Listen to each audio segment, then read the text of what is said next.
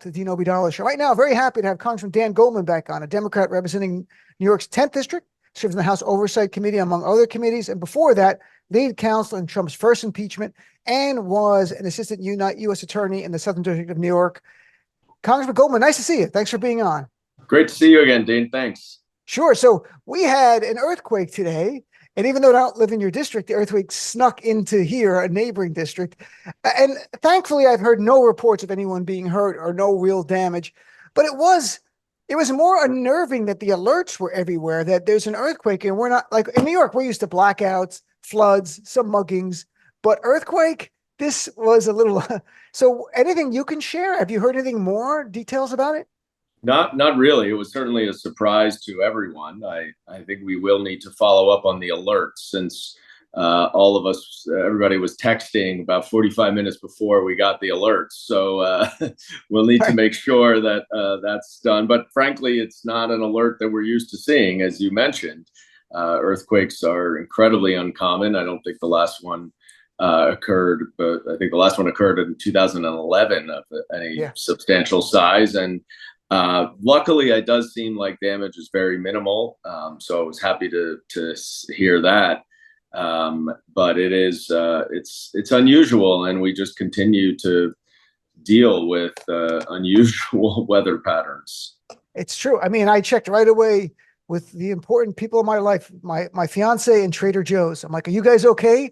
Here, and Trader Joe's was fine. They said, everything's okay. I'm like, good. I'll be back later. I literally live across the street from Trader Joe's. I am there daily. Like, I am the weird regular customer on Trader Joe's at this point. So speaking of someone who came to New York that we don't really like, and he's actually going to be spending a lot of time here coming up. Donald Trump came to an all very serious note here. He attends a police officer's funeral. Horrifically, a police officer was killed in Queens. But this is the same Donald Trump who incited an attack on our Capitol where his supporters beat up police officers, and Donald Trump calls those people in jail now, the worst of the worst. He calls them hostages and had pledged to pardon them. What is your reaction to this?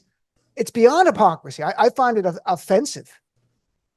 The problem with Donald Trump is he has no moral compass. He has no integrity. He has no ideology.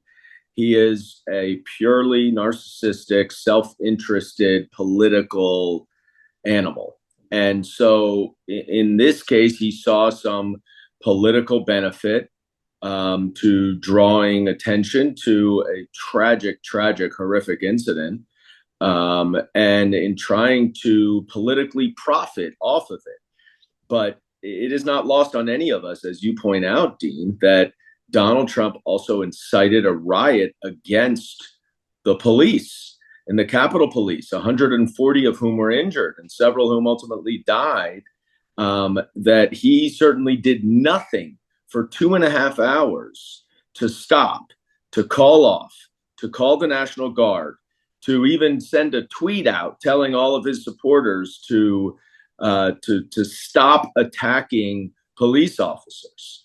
So Donald Trump will show up for the police when it is politically convenient for him, but he's unafraid to allow for the police to be beaten and potentially killed if it is for his own political benefit.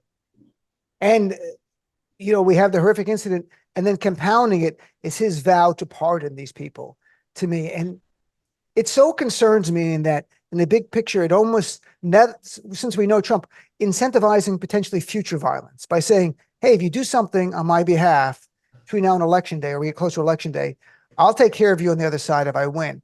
And I'm deeply concerned about, we've never seen this. Like, we've never experienced this. And now he's going to be their nominee for a major party, and he could win. I cannot underscore how serious the threat is to everything that we know of this country's democracy if Donald Trump becomes the president again. In 2016, he was clearly unqualified. He was clearly inept. He was clearly a neophyte and a narcissist, but it wasn't clear that he was dangerous to our democracy. Right. What has transpired over the last 8 years has made it crystal clear that Donald Trump will go to any means necessary for his own personal gain, and that he prefers to be a dictator in the form of Vladimir Putin or Kim Jong-un or any other dictator that has absolute rule without any accountability and without any checks and balances. And so he will, of course, try to pardon everyone, including himself, as preposterous as that is. He will unquestionably try to deport or expel immigrants from countries that he doesn't like. He will no doubt ruin and torch our alliances around the world, potentially pulling us out of NATO, which has been the greatest global organization and for democracy and safety in history. But he will also, and this is where I think it's really scary and people don't understand it enough, he will try to eliminate the career civil servants, the career civil service, I should say. So all of our diplomats, all of our intelligence community experts, all of our Department of Defense, our military officers, not necessarily on the battlefield, but who are doing so much work, all of the State Department. And he will turn experts, true people who are patriots, who care about this country, and who are real experts, not only in their areas, but certainly in supporting our democracy. He will turn them into political appointments that will require a loyalty oath in order to get these jobs, so that they will be asked to do the unthinkable by someone who does not care about our democratic values and institutions. And so, yes, you are absolutely right to be worried about him pardoning people who attacked the Capitol on his behalf and abusing his power. He certainly did it the last time he was president, when he pardoned all of his friends and cronies, and even some who might have had information about crimes that Donald Trump has committed, including Roger Stone. He will save his friends and prosecute his enemies. There are no depths I don't see to how low he will go. This is one of many, many examples of why the possibility of a second Trump presidency is so incredibly dangerous. And I could not agree more. I'm chatting with Congressman Dan Goldman. We just had an expert on Project 2025, which is not per se a Trump policy initiative, but it's a conservative initiative with all these groups. And everything you're talking about, we went through like ending Project, the Schedule F, and all the other personal loyalty to Trump, because it's built for Trump or their next leader. Now, something else is happening. Trump has not been held accountable yet. But as of now, April 15th, in your district, Donald Trump's trial is scheduled to begin, and I believe it will. It's the election fraud / hush money case. How important in the big picture is it that Donald Trump is held accountable? And do you plan to go to court to visit him at all anytime when he's here? No, I do not plan to waste my time going to visit him. It's important, I think, for there to be accountability for the former president of the United States or any American. This is something that our country and our democracy depends on, which is that you do not break the law. And if you break the law, you are held accountable. And whether that be in civil cases where he lied to banks and insurance companies in order to benefit himself, or in criminal cases where, in this case, he illegally paid off a porn star to silence her 3 weeks before his election, right after the Access Hollywood video came out and was pretty destructive to his political campaign. And then he fraudulently repaid Michael Cohen, who was the one who outlaid the money. And that's what he's going to be on trial for. And it is certainly not as serious as the other charges, as the other cases, 3 cases against him. I think everybody recognizes when you're trying to overturn an election and incite an insurrection is more serious than paying off a porn star to be quiet about an affair. But accountability is accountability. And Donald Trump is someone who has managed to escape accountability for the better part of his entire life. And that goes back to all of his bankruptcies as well. And I'm not just talking about crimes or civil frauds.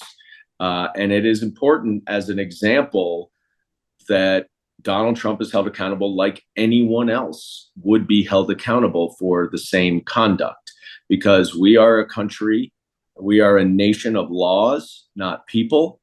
And if one person is above the law, then our entire system of rule of law breaks down. I agree. And we've discussed on the show, it affects people's confidence in the system to watch Trump get away this Saturday. Tomorrow's 3 years and 3 months since January 6th. And he's still out there. And we get the system move slower than we want. But at some point, there has to be accountability. But let's shift gears. A couple other topics we'll squeeze in here. One is Congress returns Monday. Marjorie Taylor Greene has vowed to, she made her motion to vacate the speaker, to remove Speaker Mike Johnson. I saw your statement on it. I couldn't agree with you more on yours. What is your position on the idea of, should Democrats step up to save Speaker Johnson? And is there a deal that could be offered for the Democrats to save him? Or is it what you were suggesting in your statement? Because maybe your views evolved over time. I think that's the wrong question to be asking right now, Dean. I think what we have seen from this Republican majority is the most historically inept Congress in history. And if they are going to go through the process of vacating the speaker once again, and we already had a 4-week delay in getting anything done because they went through this charade, if they're going to do it again, it is abundantly clear that Republicans cannot be given the responsibility to govern and to run Congress. And so the question that we should be asking is, are there 2 Republicans who will vote for Hakeem Jeffries to be Speaker of the House? Because every single bill that has become law in this Congress has relied upon Democratic votes. And we aren't playing partisan games. We don't have any control over what goes on the House floor. In the House, the Republicans have total control. And even then, we are doing what is best for the American people, funding the government, holding the line, making sure that Republican draconian cuts to everyone other than their special interests and their wealthy donors are not implemented. And we have to make sure that we are doing the work of the American people. And the only way to do that is to make Hakeem Jeffries the Speaker of the House right now. I agree with you. And I like that very much, where you said we just need 2 votes. And I read that on air for listeners I think it was earlier this week, because I'd written an article for CNN on a week and a half ago Sunday saying Democrats don't save Speaker Johnson. And, I know there could be a deal, and if there is something, I get it, but your statement not come out. I don't think there would be a deal of any kind. I don't think any Democrat is going to vote for the Mike Johnson simply because he did the bare minimum that Congress can do by keeping the government open and relied upon Democrats to do that. That's no profile in courage. If he were to have more courage and to put Ukraine aid and the Senate national security bill on the floor, my guess is that there would be a lot of Democrats who would consider that to be a courageous act that would warrant some consideration to vote for him for Speaker. But we're not there yet, and we shouldn't even be asking that question right now, because all he's done is demonstrate a tremendous amount of ineptitude. And his personal bio is what I went through on my CNN article, is just, he's so far right. He's just, the idea how you could in good conscience vote for a guy, unless there's some remarkable deal. Don't get me wrong, I can compartmentalize, but it's a tough one. So last 2 things. One is, you just had a IRS official at a Sunset Park Library town hall here in the district. And I love when things are happening with the district. I always ask members about what's going on, because I always want to hear what people are saying. So I know this was specific tax tips. Can you give us a sense of what people asked, and did it get beyond taxes, or was there any one specific thing with taxes that kept coming up? Because listeners are not just in New York, all over the country, and maybe it's relevant to them as well. It is. It's very relevant as tax season is coming up, April 15th, of course. We're 10 days away. And one of the things that we wanted to promote within the district is that there is a new direct filing program within the IRS where you can get the same kind of service that you would get at any tax preparatory office, which is going to charge you a lot of money. You can actually do it through the IRS website. And they're implementing that in, I think, New York and 11 other states for this year. And it's a great way to avoid having to spend extra costs on tax preparers, but also to do it efficiently. And one of the nice things about it is that it will automatically identify potential deductions that you may have that you might have been unaware of. It will ask you questions for different expenses that you may have paid for this or that could include deductions and therefore could increase refunds. So I think it's always important for everybody to file taxes. It's not simply because it's the law, which it is, but also very frequently you are able to get refunds. And it's something that we wanted to make sure that we got out into some of the communities in my district who don't have as much access to this information.